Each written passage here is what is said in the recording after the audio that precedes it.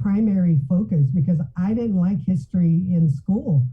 And I think when I think back about it, of course, the visual bio, or I call it a virtual bio. And the reason I call it that is because it really doesn't exist as you see it. It's items. They're representative of my work, my life's work. But I knew more about General Custer and Paladin and the Lone Ranger than I did, B.J. Berdalio, or people that really matter to our lives. People who significantly contributed their time, effort, energy, and vision to develop the Guam that you and I grew up in. And I grew up, I'm your father's contemporary more than you are mine. I remember you when you were 8 years old. And and then I met Sabrina, of course, in a professional sense, and Barnett, Chris Barnett, also in a professional sense. But I knew of Chris before I actually met Chris, and I'm not sure when I actually met Chris because I was never really introduced to Chris. We just are media commodities in a different way, and he came to K57. And Chris, you can turn your video off so people won't look at your face. But he came to K57 because he had an idea of working on parody, which I thought was, at the time, I was trying to sell this to K57. Excuse me. And I think you met with John Anderson, and correct me if the story is wrong, but this is the way it was presented to me. So he came and saw K57 and he wanted to be part of our lineup. And when Chris, I didn't get a chance to meet him. I didn't even know he was coming in. I didn't even know who he was. But then when he left, our management team got together and we were talking about it. And I was the only one for it because I was already pitching them on working on parody. So I said to John, you made a huge mistake by letting that man go. I said, we could have sat down with him if you were concerned about anything. We could have worked with him because, he's smart. He went to KUM. I mean, that's what you do when you have something, when you have a vision, when you have an idea. You don't give up when someone says no to you. I certainly haven't, And so that's what builds, it comes from self. It really has a lot to do with confidence. If you have something to sell, if you have something to share, if you can't convince someone to do it, you're not going to get anywhere. And so I don't know if you remember Senor Uplink. Senor Uplink is a result of why K57 didn't want Barnett. Now, Barnett took it a whole lot further because Senor Uplink's character could not develop because Rick, what's his last name? Rick Nauta is not comparable to Chris Barnett in relationship to the ability to see parody and develop parody. So I wrote the scripts, but I couldn't continue it because I had my work. I was a talk show host. And so, I've celebrated it. And then I guess one day I walked in to do my show and John Anderson was furious. He was just absolutely furious. I said, what is wrong with you? And he said, Chris Barnett did a parody on you, but didn't do one on me. And I said, see, you should have hired him. Now, I think either the lighting seems to be just suddenly went bad in our studio, or Chris may be just blushing like excessively. A little bit, yeah. Now, Arlene, I do. The thing is, I didn't even know what he was talking about. Parody, what are you talking about? Because I didn't hear it, and they were all upset. It's like, why did he pick you? I said, I don't know, ask him. And then I said, what did he say anyway? And then they said, listen to it. And then my daughter came back from college and was on vacation, and she heard it.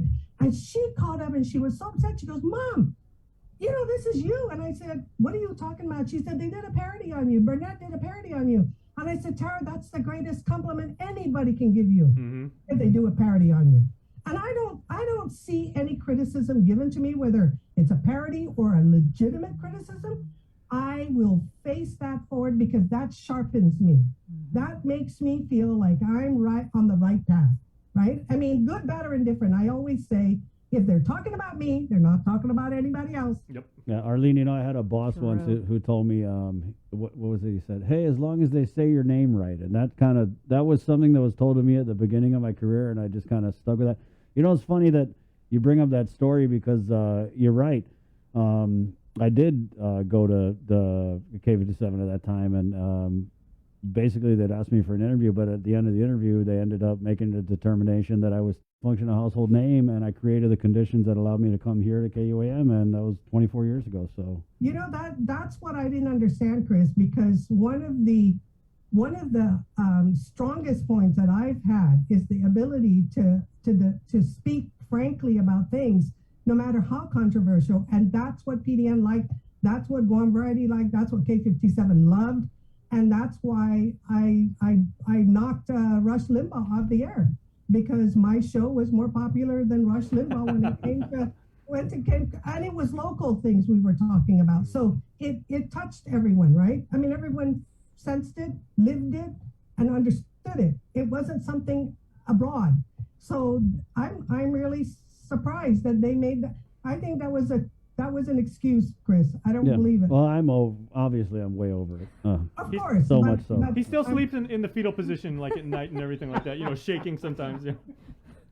He has night terrors. He has night terrors because let's bring it back to you and what you're doing, because that should be the focus of this interview, is what you're doing. It's amazing, and it's a far cry from what you were doing on any talk radio station. I mean, to me, the work you're doing now is going to carry on for decades, centuries even, right? I mean, this fishing thing that you have that plays, I've seen it like 20 times, and I can watch it 20,000 more times, because it really just captures and documents in a format that everyone can relate to, history. And a lot of times, like you said, right? I mean, when we were going to school, we learned about the Indians and Thanksgiving, but not so much about the Chamorro stuff. So to me, it's really cool that you're going in on Chamorro history, but it's a little more recent and a little more relatable, because we're seeing these people that, oh, that's Manny from the co-op, or oh, that's James from the surf, or whatever, you know what I mean? So I want to praise you, because we didn't have that before, and you're finding these needs in these areas where there's a gap, and you're filling them in with your storytelling. But what I like about your storytelling is you never let the storyteller get in the way of what the actual story is. I think that I never get in the way of the story. I think that's my biggest strength. When I observe people work in history, they become the focal point. It's their speech or whatever. And all of us collect material. You know that. You do the same thing. But if you get in the front, it makes it sound like you're the genius. You're the one that experienced it. And I've never done that in my work. As a matter of fact, my greatest criticism is, why aren't you ever in your productions? And so I'm beginning to do it, but I really feel that what other people have to say, which has always been my interest, is more important than what I have to say, because I learn from them. And when somebody stands up there and they make it sound like, like they were always alive and they know all this information, I mean, to me, I just like. Now, the one thing that I've always appreciated about you is, again, you're probably like your signature style. You've always been someone who's always been highly opinionated. You'll always share, those thoughts with like anyone who will listen. Maybe even the ones who don't care to listen, you'll still let them know how you feel about something. And then as you now, have transitioned into taking a look at what is very often like revisionist history. I remember, I was doing an interview with you years back about revelations you made about San Vitores. And you're like, I know this is going to get me in hot water with like a lot of people. The Manumco aren't going to look favorably upon this, but you're someone who's like never taken any crap from anybody. And again, you have always sought out the truth, even if it's an unpopular thing to do. Well, I do accept the crap from other people, because I believe that whatever their opinion is, it's something that informs me, and it directs me on how I get my work done. But how do you deny facts? If I do my research, attack my research, don't attack me. And if my research is faulty, it's because the documentation is not there. But what I do not do, like others do in history, is they opine on that factual basis. They revisit, they take a different perspective and make it their voice. I don't do that. For example, there's a particular time in the year where the waters in Tuman become red. Yep. That has nothing to do with blood. It has everything to do with chemistry. And if anyone spent the time to look into that, that's not San Vitores' blood coming back on a particular time, but you can infer anything you want on anything you see. It doesn't make it right. And if you base your knowledge or your opinions on emotion, then you know what? I think that's pretty weak, because you should base it on fact. And facts change if there's new facts to add on to it. So with the work that we're doing, I make a real effort to collect as much information as possible, interview people, and then combine the archival information with the interview to present. But again, it's not me, it's not my perspective. It's perspective that I've collected, and then I present it. And then I allow the public to make that determination if the information that they're receiving is acceptable, believable, or crap. And they're really the ones that lead me in my work. Well, where can people find your work? And more importantly, when is the second volume, I guess, or second installment of your fishing video coming out? Because everybody's been asking about that. Okay, there are 8 partitions. Chris asked me how long did it take. I mean, it was about a 10, 11-year video process. Nothing in this work is quick. Yeah. I cannot go out, interview you in 15 minutes, and then call that a documentary. That's not. A documentary is a collective work of different people involved in a specific topic. So we take that and then we cut that up, and we determine how many angles or how many topics can come out of those interviews, and we've determined 8. So the second partition is now in edit. We are editing it now, and hopefully we'll release it in 2022. All right, and you're going to be able to see that on KWAM all the time. Absolutely. Did you get into the honorary doctorate? No, that's what I was waiting for. Yeah. Just to say congratulations, because I have to say this, that when I first got to Guam, it was in '96, and I remember after being here, I would hear this woman on the radio, and I just thought you were just amazing, and aspired to be like you.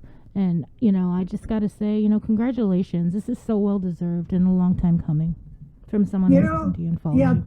Thank you very much for that, Sabrina. I mean, I'm humbled when my colleagues, and I consider you guys media colleagues, when my colleagues say things like that, because it's a very competitive nature. We rub up against each other, and that's how we sharpen each other, okay?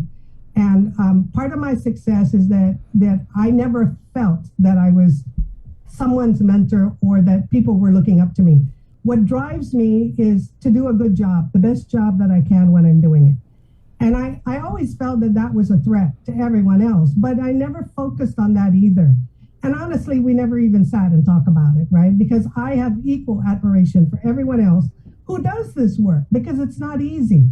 It isn't easy. It's not all praiseworthy. It's painstaking. Bob and I were talking recently about the inequality of women in the workplace, and I never felt the inequality because I always competed with men. I seldom competed with women. And the reason is because women were afraid to compete with men, but I figured I'm going to measure myself up to the men if they're the ones making the money. So I would compete with them. And it's all the dudes trying to catch up to you. Bob said, well, you made a lot of money because you didn't see gender in the same way other people look at gender or use gender as a crutch. I never did. I never did. Wow.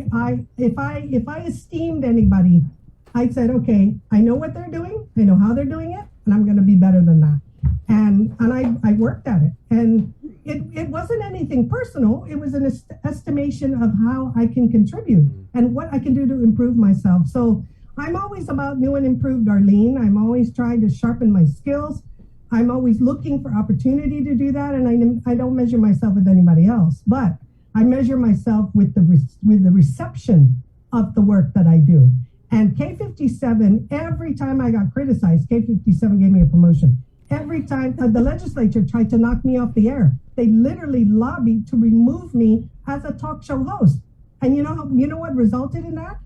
Management said, give her another hour, and they kicked John off at 9 o'clock and gave me from 9 to 11. Well, as someone who's been in the business as long as we all have and everything, I'm sure you would agree that unfortunately time is something we cannot control, and we're just about at the top of the hour. God, so. because she said something about gender. I feel like we could do another hour on gender as a crutch. I'm available to you guys anytime. Thank you, And Arlene. with regard to the doctorate, let me close real quick by saying Dr. Perry Pangelinan called me up and said, will you give me the honor of nominating you for an honorary doctorate? I've watched everything you produce, and it is stellar. And I said, are you serious? Well, thank you very much, Dr. Perry Pangelinan. Well done. I really Good appreciate job, Art. it. Thank you, guys. Have a good day, and thank you for the honor. Yes, Steph. Right on. Take care. Great stuff. It's 10 o'clock. We're KUAM FM. I got Guam on the breeze, 93.9. This has been The Link, Pacific Points, Calvo Enterprises, ITN, and Jack in the Box. Good morning. Let's go ahead and do Cover Me, which is brought to you by Burger King, reminding you that Whopper Wednesday is back for the holidays. Christmas, somebody a Whopper. You go to Burger King, you get a Whopper, and you say, I love, love, love the Whopper. Just like that. You have to say it just like that. And they're going to give you another Whopper. You can get creative with it. Yeah, you could. You could be like, I love the Whopper.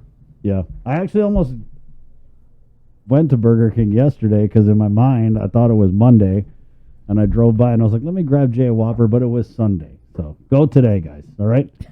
Or go Wednesday. I don't even know what day it is anymore. It's Monday. It's today. December? All I'm hearing is I was going December. to grab Jason a Whopper, and now I'm not. And I was like, okay. Yeah. I got a Whopper you can grab, bro. Hey, it's 10 o'clock for Joe Sir. Good job today, Joe Sir. Thank you, boss.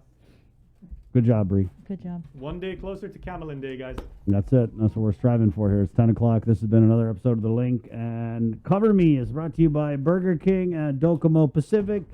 Little Christmas spirit here with Fluff. Link fam, we out. Está? Adios!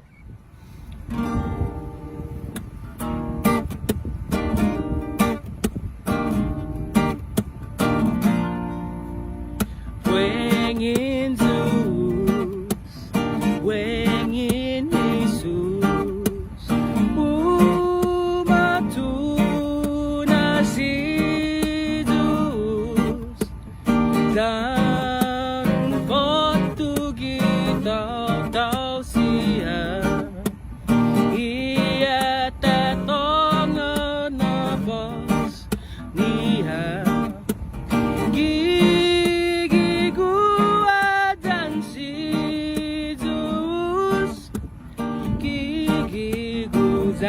Si Jesus, sa